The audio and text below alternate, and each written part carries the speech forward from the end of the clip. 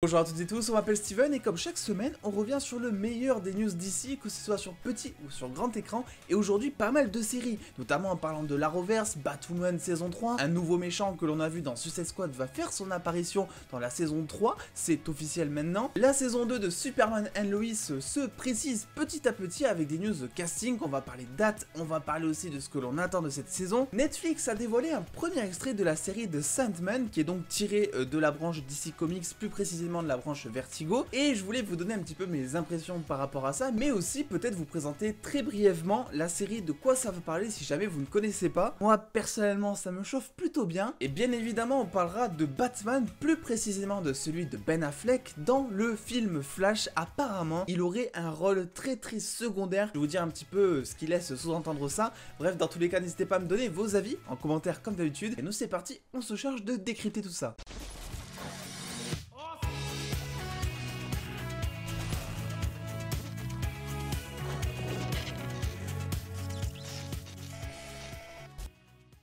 Et vous le savez, je vous l'avais partagé il y a maintenant quelques semaines, un film Batgirl est en préparation du côté de HBO Max. Ça s'annonce assez palpitant, d'autant plus que Warner a déjà plusieurs projets qui sont prévus sur cette plateforme. Je pense notamment au film Blue Beetle ou encore à la série Green Lantern. Des rumeurs qui parlent d'un film Constantine, un reboot. Bref, ça m'a tout l'air un petit peu d'être la nouvelle maison de DC, HBO Max. Et si on aime l'univers, je pense que on sera content de l'avoir en France très bientôt, on l'espère. Pour faire un petit récapitulatif, vous le savez, Leslie Grace a été officiellement castée en tant que Barbara Gordon, donc fille du commissaire Gordon, et J.K. Simmons, lui, pourrait, selon THR, être de retour dans le rôle du commissaire Gordon. Une question se pose parmi tout ça, vu que ce rôle, il le tenait déjà dans le DCU, dans Justice League. Est-ce que ça veut dire que Batgirl fera partie intégrante du DCU? Pour l'instant, on n'a pas trop de nouvelles concernant ses prochains projets. Je pense notamment juste à Peacemaker, qui est, elle, la seule série pour l'instant à être officiellement dans le DCU, vu que c'est la suite logique de The Suicide Squad. Et je me dis que oui, même si Warner compte vraisemblablement reboot un petit peu son DCU en changeant quelques acteurs, et vous inquiétez pas, on parlera de Ben Affleck un petit peu plus tard, c'est pas non plus dans leur intérêt de changer tous les rôles secondaires. Ça peut vraiment vouloir tout et rien dire, d'autant plus avec notamment Flash qui va voyager un petit peu entre les réalités. Il se pourrait aussi, c'est une possibilité, bien que selon moi peu probable, que J.K. Simmons revienne pour jouer un tout autre commissaire Gordon par exemple. Tout ça pour dire que la news du jour, mine de rien, c'est que Natalie Holt, qui était donc en charge de composer la bande originale de la série Loki, mettra cette fois ses talents de compositrice, mais du côté de DC, vu que c'est elle qui va réaliser la bande son du film. Alors évidemment, on n'a pas trop de nouvelles, pas trop de rumeurs concernant ce film, mais comptez sur moi dans tous les cas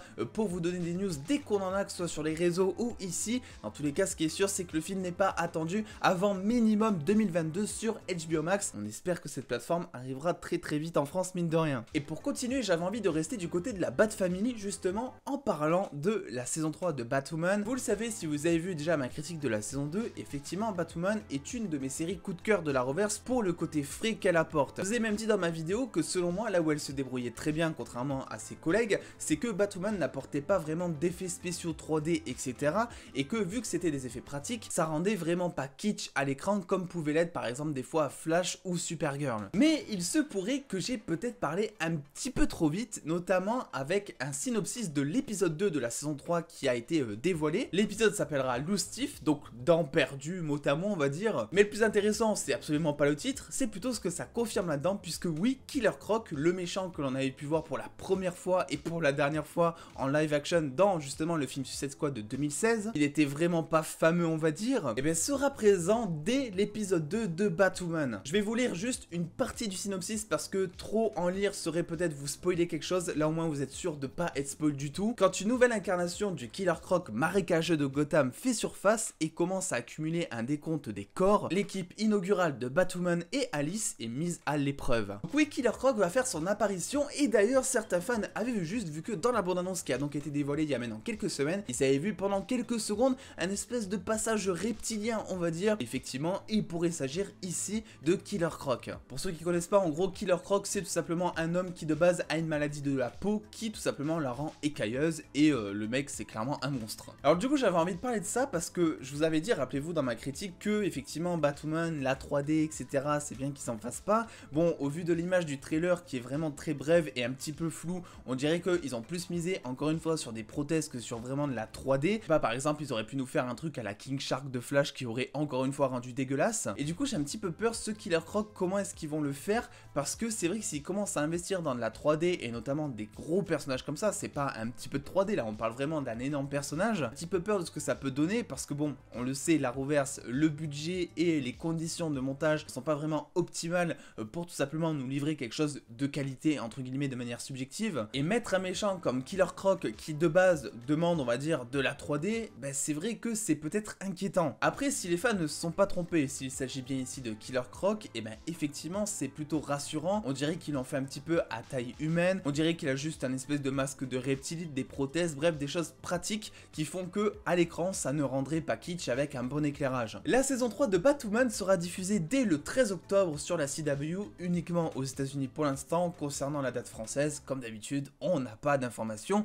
mais je vous tiens au jus sur mes réseaux dès qu'on en a. Passons maintenant du côté de Netflix, oui, mais toujours du côté de DC, puisque lors de son To Doom, vous savez, cette nouvelle conférence qui a permis à Netflix de dévoiler de premières images et aussi de premières informations sur leurs séries phares et les films qui vont arriver prochainement, on a eu l'occasion d'avoir un nouvel extrait de la série de Sandman, qui est tout simplement tiré des comics DC Comics justement, plus précisément de la branche Vertigo, qui existe depuis 1989. C'est d'ailleurs une des rares séries de comics qui est parue dans les best-sellers du New York Times, c'est pour vous dire. Dans cette série, on va suivre Dream, l'incarnation physique du rêve, retenu prisonnier par des humains pendant plus de 100 ans. Il décidera alors de rétablir l'ordre dans son royaume, au moment où il arrivera à se libérer de l'emprise des mortels. On est clairement sur quelque chose de très glauque, entre guillemets, de très dark, on peut le voir notamment grâce à ses posters, ou encore à certaines images du trailer. On n'est clairement pas sur quelque chose qui va nous faire rire pendant, je sais pas, 8 heures. Ce qui est rassurant, c'est que la série est écrite par Neil Gaiman, qui est aussi celui qui est à l'origine de l'histoire des comics, et si jamais vous voulez, à titre de comparaison, c'est aussi un des anciens showrunners, notamment de American Gods, ou encore Good Omens. La série sera réalisée par Alan Heinberg, et lui on le connaît aussi parce que c'est tout simplement le scénariste du premier film Wonder Woman. Est-ce que c'est une bonne, est-ce que c'est une mauvaise chose? Je vous laisse en juger. On n'a pas vraiment encore de date à se mettre sous la dent, mais la série arrivera courant 2022 sur Netflix, et oui, je vous en parlerai parce que, ben voilà, je voulais vous donner un petit peu ma réaction. C'est une série personnellement qui me chauffe bien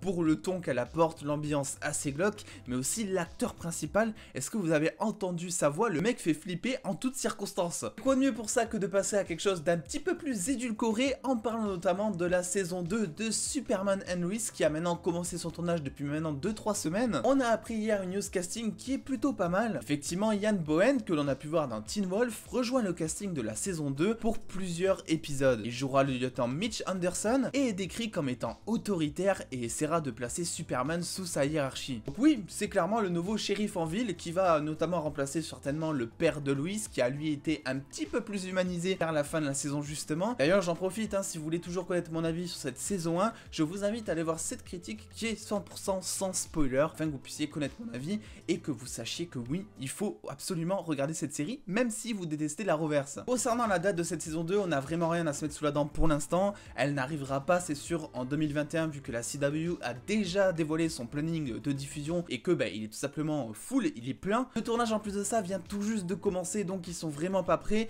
Il n'est pas impossible, cela dit, qu'on commence à avoir les premiers épisodes qui commencent à être diffusés dès février, mars 2022. Parce que oui, comme d'habitude, ils vont nous faire une diffusion à la sauce de la reverse, c'est-à-dire tout simplement diffuser les épisodes qui sont prêts et en même temps tourner certains autres épisodes. Une vidéo sera probablement prévue sur cette saison 2 afin de récapituler toutes les informations et pourquoi pas les théories que je peux exposer sur cette saison 2. Pour l'instant, on n'a vraiment pas grand chose, mais je croise les doigts pour avoir beaucoup plus d'informations au DC Fandom qui arrivera lui le 16 octobre prochain et qui nous présentera notamment un trailer de Batman, quelque chose par rapport à Flash, quelque chose par rapport à Black Adam, bref ça va être n'importe quoi et préparez-vous sur la chaîne, on va en parler pas mal. On se plonge maintenant plus du côté du DCU et plus précisément sous ses profondeurs vu que effectivement Jason Momoa a tenu à nous partager quelques mots concernant l'optique qu'il avait par rapport à Aquaman de Lost Kingdom qui est actuellement en cours de tournage. Celui-ci a révélé que selon lui effectivement ce film aurait des enjeux beaucoup plus élevés que le premier, quelque chose qui dans le premier film était notamment le cas. Arthur devait effectivement trouver sa place entre les humains, les Atlantes, il devait aussi assumer son rôle de roi, quelque chose qui sera beaucoup plus traité je pense dans ce deuxième film. Ce n'est pas tout parce que celui-ci aussi a dit quelque chose qui a laissé les fans assez mitigés sur les réseaux au moment où c'est sorti. Effectivement, Jason Momoa a beaucoup ri en lisant le script de Aquaman 2 et le qualifie comme étant plus drôle que le premier. Il a aussi précisé évidemment qu'il y aurait beaucoup plus d'action. Et tout ça, ça a un petit peu rebuté les fans parce que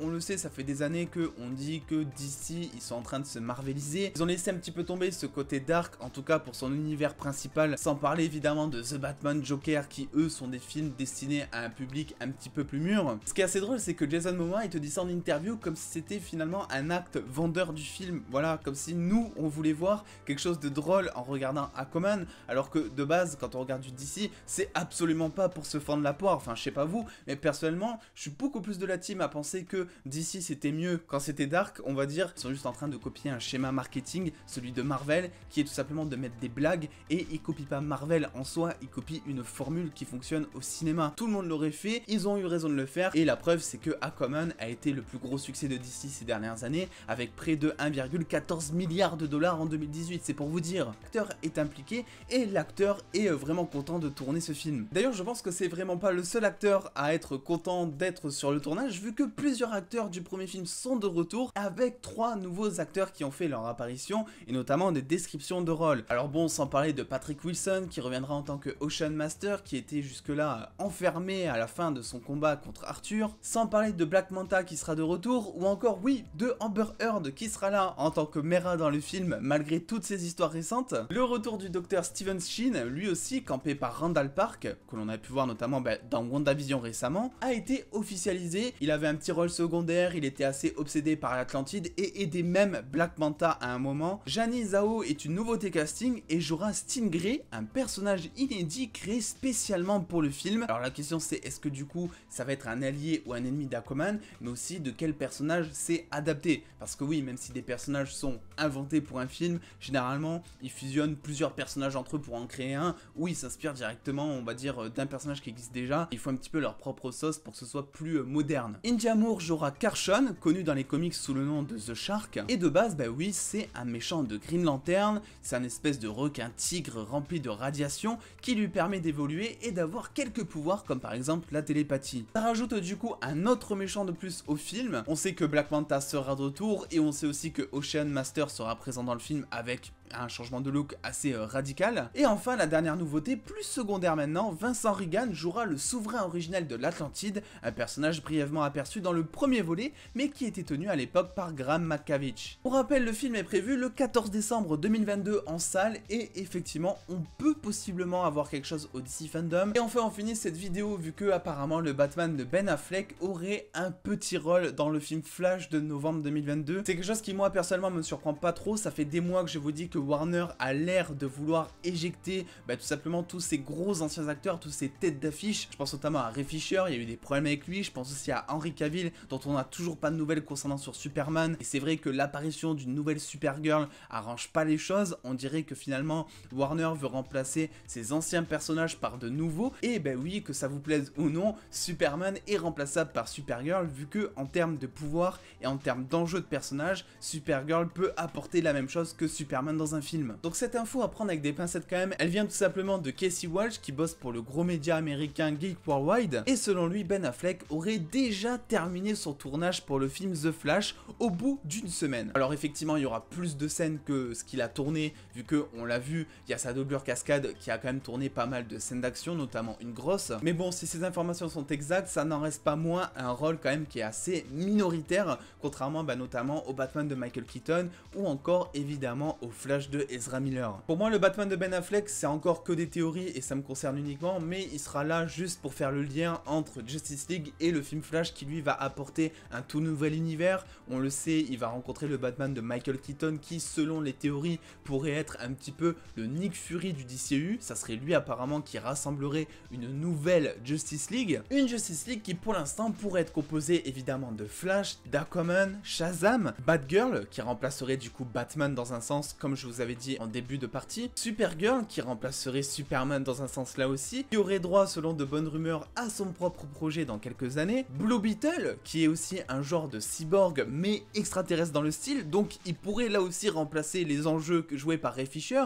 sans oublier la série Green Lantern qui arrive sur HBO Max, mais ça on sait pas vraiment si ça va être dans le DCU ou pas pour l'instant, on aura peut-être plus d'informations d'ici 10 jours. The Flash est donc prévu pour le 2 novembre 2022 et selon Barbara Muccetti, donc la femme du réalisateur du film, il n'y aura pas de nouveau trailer à la DC Fandom donc le 16 octobre prochain, mais on peut s'attendre à de nouvelles surprises et ça j'ai hâte de pouvoir vous en parler. Bref voilà, c'est un petit peu tout pour cette grosse vidéo d'ici, il fallait faire un petit peu le point de tout ce qui est tombé ces dernières semaines, notamment ces derniers jours, il y a beaucoup de news qui sont arrivées il y a maintenant 1 ou 2 jours, donc je voulais absolument faire le point là-dessus avant le DC Fandom parce que là on va avoir énormément de choses, que ce soit des trailers, des informations, des théories. Croyez-moi, sur la chaîne, si vous aimez DC, vous allez en bouffer parce que moi je vais me faire un plaisir de pouvoir parler de tout ça. Bref, dans tous les cas, n'hésitez pas à me donner vos avis en commentaire comme d'habitude, à venir me rejoindre sur les réseaux sociaux, surtout pour avoir toutes ces news en exclusivité et en avance. Et en attendant les dos, prenez soin de vous, faites-vous bien kiffer, des bisous les dos.